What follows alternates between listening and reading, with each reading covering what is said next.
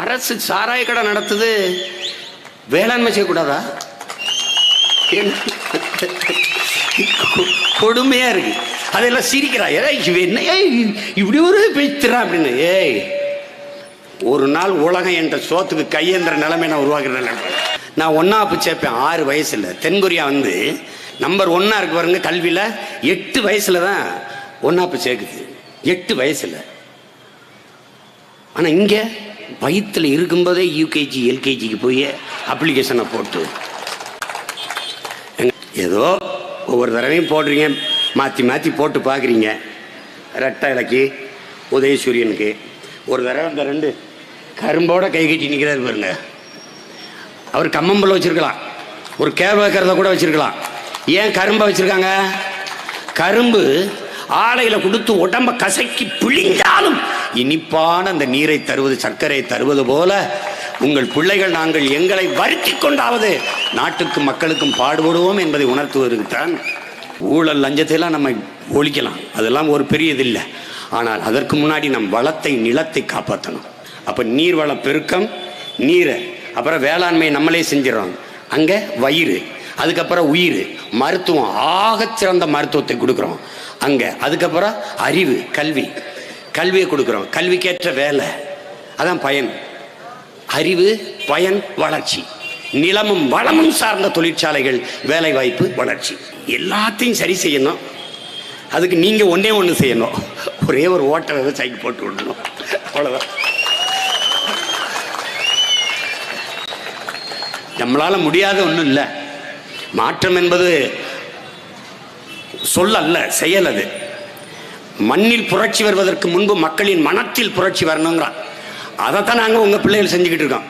எங்கள் தலைவர் செஞ்சது கருவி ஏந்திய புரட்சி, அவர் பிள்ளைகள் நாங்கள் கருத்தியல் புரட்சி. கொள்கையை பேசி பேசி பேசி பேசி எவ்வளவோ இருக்கு. அதனால எங்களுடைய கோட்பாடு, உங்கள் பிள்ளைகள் நாங்கள் வச்சிருக்க கோட்பாடு, நீர், வயிறு, உயிர், அறிவு, பயன், வளர்ச்சி. முதல்ல நீர் வள பெருக்கம், நீரை தேக்கிக்கிருவேன். அப்புறம் வயிறு, அதுக்கு என்ன செய்யணும்? வேளாண்மை செய்யணும், நானே செய்யணும், நானே செய்யணும். இவங்க மாதிரி உப்புமா வழங்கி போடுறதில்ல பள்ளிக்கூடத்து பிள்ளைகளுக்கு. நான் தான் கோழி பண்ண, நாட்டுக்கோழி பண்ண நானே வச்சிருப்பேனே. காலையில் 2 முட்டை 1 லிட்டர் பாலை குடிக்கன்னா நான் தான் பால் பண்ண வச்சிருப்பேன். நானே ஆயிரக்கணக்கான ஏக்கரில் பண்ண வச்சிருப்பேனே. நானே இயற்கை உணவு, காய்கறி எல்லாம் தயாரி நானே விளை வச்சிருவேன். விளை வச்சு மக்களுக்கு குறிஞ்சி அங்காடி, மருதம் அங்காடி, நெய்தல் அங்காடி. நானே மீன் பிடிப்பேன், படகு வாங்கி கொடுத்து பிடிச்சிட்டு வச்சு நானே வாங்கி நானே ஏற்றுமதி செய்ய விற்பனை செய்வேன். நெய்தல் அங்காடி மீனா அரசு. நீ சுகி ஸ்மோட்டோக்கெலாம் ஃபோன் அடிக்கிறீங்களா? அந்த மாதிரி ஐயா ஐயா 2 கிலோ கறிங்க வந்துடுது, டோர் டெலிவரி பண்ணிடுவான், எங்கால் பண்ணிடுவான். நானே மாடு வளர்ப்பேன், நானே ஆடு வளர்ப்பேன். அரசு சாராய கடை நடத்துது, வேளாண்மை செய்யக்கூடாதா? கொடுமையா இருக்கு. அதெல்லாம் சிரிக்கிறா, என்ன இப்படி ஒரு பேசுறா அப்படின்னு. ஏய், ஒரு நாள் உலகம் என்ற சோத்துக்கு கையேந்திர நிலைமை நான் உருவாக்குறேன். பாட்டே இருக்கு.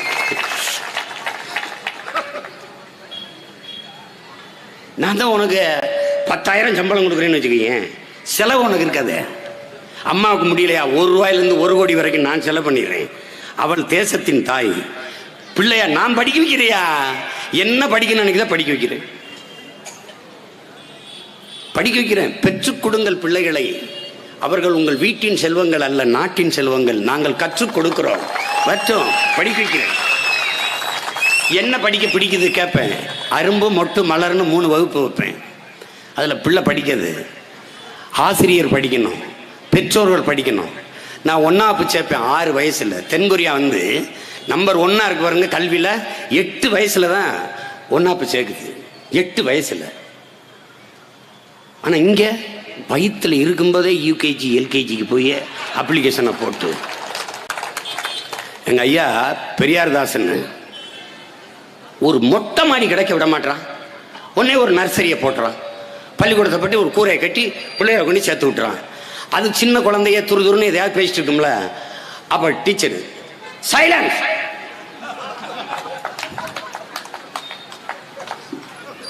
அப்புறம் கொஞ்ச நேரம் பேசணும் சொன்ன கீப் குவைட். அதுக்கப்புறம் மறுபடியும் பேசணும் டோன்ட் டாக். அன்னைக்கு அவர் சொல்றாரு, அன்னைக்கு 3 தாண்டா நம்ம பிள்ளைய எப்பவுமே வாயை திறக்கலடா. அதான் இவங்க கல்வி முறை, அவ்வளவுதான். கல்வி மொழி தாய்மொழியில தானே கல்வி இருக்கணும்.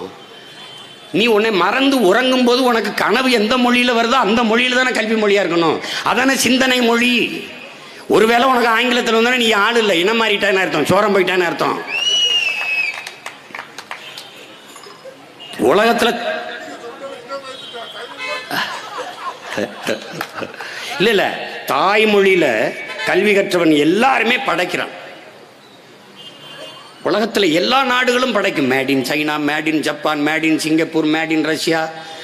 இந்தியா மேக்கின்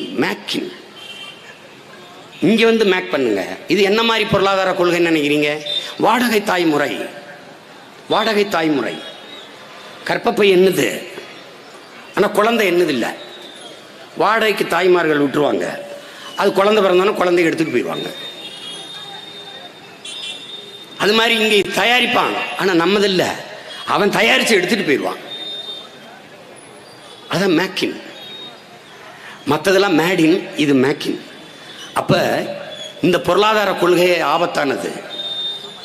நாம என்ன சொல்றோம்? தற்சார்பு, பசுமை, தாய்மை பொருளாதார கொள்கைங்கிறோம். அது நான் சொல்லல, காந்தியினுடைய செயலாளர் ஐயா ஜே.சி. குமரப்பா எழுதி வச்ச பொருளாதார கொள்கை தான். தற்சார்பு பொருளாதாரம் தான் ஒரு நாட்டின் எதிர்காலத்திற்கு, பாதுகாப்பிற்கு நல்லது என்று ஆகப்பெரும் தலைவர்கள் அவர்களுடைய கருத்து தான். நம்ம தாத்தா காமராஜ் தற்சார்புங்கிற அந்த வார்த்தை வரல. மெரினா கடற்கரையில் நடந்த கூட்டத்தில் பேசுறாங்க, ஏப்பா சோத்துக்கு ஊரா நாட்டில் கையேந்தி நிற்கிறதுக்கா போராடி சுதந்திரம் பெற்றோம், என்ன இருக்கோ சாப்பிட்டு நிம்மதியா படுப்போம். அதான் தற்சார்பு. எல்லாத்துக்கும் ஊரா நாட்டில் கையேந்தி இருந்தோம்னா, உங்களுக்கு வெங்காயம் இருக்கா, பருப்பு இருக்கா? வெங்காயத்தை கூட நாட்டு மக்களுக்கு விளைவிச்சு கொடுக்க முடியல இந்த வெங்காயங்களால. வெங்காயம் ஒவ்வொரு ஆண்டுக்கும் வெங்காயம் பற்றாக்குறை. வெங்காயம் விலை 200 ரூபாய் ஆயிடுச்சு. வெங்காயம், தக்காளி 200 ரூபாய் ஆயிடுச்சு. இன்னும் கொஞ்ச நாள் 2000 ரூபா வந்தாலும் என்ன பண்ண போற நீ? வரும். அதனால ஏதோ ஒவ்வொரு தடவையும் போடுறீங்க, மாற்றி போட்டு பார்க்குறீங்க. ரெட்டை இலக்கி உதயசூரியனுக்கு ஒரு தடவை இந்த 2 கரும்போட கை கட்டி நிற்கிறாரு பாருங்க. அவர் கம்மம்புல வச்சிருக்கலாம், ஒரு கேவ வைக்கிறத கூட வச்சிருக்கலாம். ஏன் கரும்பை வச்சிருக்காங்க? கரும்பு ஆலையில கொடுத்து உடம்ப கசக்கி பிழிஞ்சாலும் இனிப்பான அந்த நீரை தருவது, சர்க்கரை தருவது போல உங்கள் பிள்ளைகள் நாங்கள் எங்களை வருத்தி கொண்டாவது நாட்டுக்கும் மக்களுக்கும் பாடுபடுவோம் என்பதை உணர்த்துவதற்குத்தான் கரும்போட நிற்கிற விவசாய சின்னத்தை கொடுத்துருக்காங்க. அதனால என் அன்பிற்குரிய சொந்தங்கள், என் அருமை பெற்றோர்கள், என்னிலும் இளைய என் தம்பி தங்கைகள், ஒரு மாபெரும் புரட்சிக்கு நீங்கள் அந்நியமாக வேண்டும், தயாராக வேண்டும். புரட்சி ஒன்றால் தான் இதை புரட்டி போட முடியும். ஊழல் லஞ்சத்தையெல்லாம் நம்ம ஒழிக்கலாம், அதெல்லாம் ஒரு பெரிய இது இல்லை. ஆனால் அதற்கு முன்னாடி நம் வளத்தை, நிலத்தை காப்பாற்றணும். நம் பிள்ளைகளுக்கு வாழுகிற பூமியாக இதை வச்சுவிட்டு செல்லணும். நல்ல குடிநீர், நல்ல காற்று, படிக்க நல்ல கல்வி, பார்க்க சிறந்த மருத்துவம், இதையெல்லாம் நம்ம வச்சுட்டு போகணும். அப்போ நீர்வள பெருக்கம், நீரை, அப்புறம் வேளாண்மையை நம்மளே செஞ்சிடறோம். அங்கே வயிறு, அதுக்கப்புறம் உயிர், மருத்துவம், ஆகச்சிறந்த மருத்துவத்தை கொடுக்குறோம் அங்கே. அதுக்கப்புறம் அறிவு, கல்வியை கொடுக்குறோம். கல்விக்கேற்ற வேலை, அதான் பயன். அறிவு, பயன், வளர்ச்சி. நிலமும் வளமும் சார்ந்த தொழிற்சாலைகள், வேலை வாய்ப்பு, வளர்ச்சி. நிலமும் வளமும் சார்ந்த தொழிற்சாலை. நீங்கள் வாழையில் நீங்கள் என்னென்ன, வாழை இலை அவ்வளோதான். அதிகபட்சம் வாழை தட்டில், வாழை மட்டையில் சாப்பாடு தட்டு. வாழையில் வேட்டி, சேலை, வாழையில் கொட்டான், வாழையில் பை, எல்லாம் செய்ய முடியுது. அப்போ ஒரு இந்த மீன் சட்டி இருக்க, மீன் குழம்பு வைக்கிற சட்டி 13,000 ரூபா அமெரிக்காவில் தான். மீன் குழம்பு வைக்கிற சட்டி. நீங்க ஏதோ நினைச்சுக்கிறீங்க இதெல்லாம் ரொம்ப அசிங்கமான ஒரு வேலை போல இருக்கு அப்படின்னு. அது படிக்காதவன், படிக்கிற விவசாயம் படிக்காதவன் செய்யறது அப்படின்னு. அப்போ படித்தவரெலாம் சாப்பிடக்கூடாதுல்ல, சாப்பிடக்கூடாதுல்ல. நாங்கள் ரொம்ப படிச்சுட்டோங்க, எங்களுக்கெல்லாம் பசிக்காது, அப்படி தான் இருக்க. அதனால எத்தனையோ மாறி மாறி 2 பேருக்கு வாய்ப்பை கொடுத்துட்டீங்க. ஒரே ஒரு முறை உங்கள் பிள்ளைகள்கிட்ட கொடுங்க. உலகம் திரும்பி பார்க்குற அளவிற்கு ஒரு ஆட்சி முறை இந்த நிலத்திலே உங்கள் பிள்ளைகள் தருவோம். ஊழல் லஞ்சமற்ற ஒரு தூய தேசமாக மாற்றுவோம். அதற்கு என் அன்பு மக்கள், என் அருமை உடன் பிறந்தார்கள், எங்களுக்கு துணை நில்லுங்கள். வருகிற 24 பாராளுமன்ற தேர்தலிலே உங்கள் பிள்ளைகள் உங்களை நம்பி போட்டி போடுகிறோம். எங்களுக்கு வாக்கு தந்து வெற்றி பெற செய்யுங்கள். புரட்சி எப்போதும் வெல்லும். நாளை மலரும் நமது ஆட்சி அதை சொல்லும். நன்றி, வணக்கம்.